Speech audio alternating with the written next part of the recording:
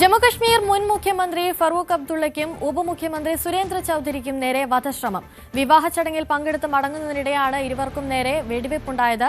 പുറത്ത് കാത്തുനിന്ന അക്രമി ലോഡ് ചെയ്ത പിസ്റ്റളുമായി ഫറൂഖ് അബ്ദുള്ളയുടെ തൊട്ടടുത്തെത്തി വെടിയുതിർക്കുകയായിരുന്നു. അക്രമിയെ പിടികൂടി ഇയാളെ ചോദ്യം ചെയ്യുന്നത് തുടരുകയാണ്.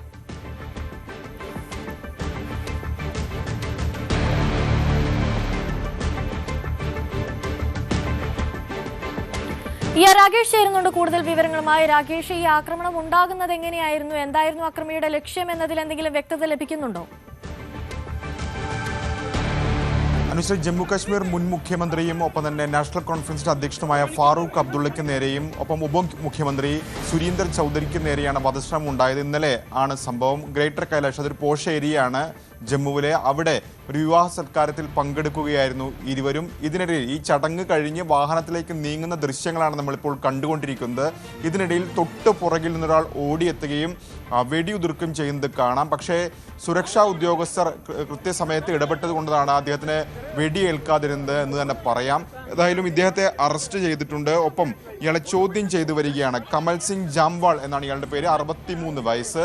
ഇയാൾ ചോദ്യം ചെയ്യലിൽ ഇപ്പോൾ പോലീസിനെ അറിയിച്ചിരിക്കുന്നത് കഴിഞ്ഞ 20 വർഷമായി താൻ ഫാറൂഖ് അബ്ദുള്ളയെ വധിക്കാൻ ശ്രമിക്കുന്നുണ്ട്. തനിക്ക് അത്തരത്തിൽ വ്യക്തിപരമായ വൈരാഗ്യം ഫാറൂഖ് അബ്ദുള്ളയോട് ഉണ്ട് എന്നാണ് ഇയാൾ പറഞ്ഞിരിക്കുന്നത്. പക്ഷേ പോലീസ് ഇപ്പോൾ പറയുന്നത് ഏതായാലും ഇതിൽ മറ്റു ഭീകരാക്രമണ സ്വഭാവം ഒന്നും തന്നെ ഇല്ല എന്ന പ്രതികരണമാണ് പോലീസിന്റെ ഭാഗത്തുനിന്ന് ഉണ്ടായിട്ടുള്ളത്. ഏതായാലും ഇയാളെ വിശദമായി ചോദ്യം ചെയ്തു വരികയാണ്.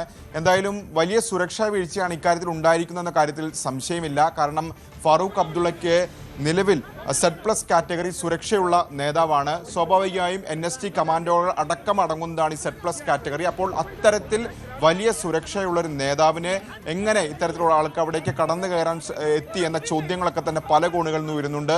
മകനും മുഖ്യമന്ത്രി കൂടിയുമായ ഒമർ അബ്ദുള്ള തന്നെ ഇക്കാര്യത്തിൽ സുരക്ഷാ വീഴ്ചകളെ സംബന്ധിച്ച ചോദ്യം ഇതിനോടകം തന്നെ ഉന്നയിക്കുകയും ചെയ്തിട്ടുണ്ട്. ഏതായാലും പോലീസ് ഇപ്പോൾ ഇയാളെ വിശദമായി ചോദ്യം ചെയ്തു വരികയാണ്. അനുശ്രീ, ശരി, രാകേഷാണ് കൂടുതൽ വിവരങ്ങൾ നൽകിയത്.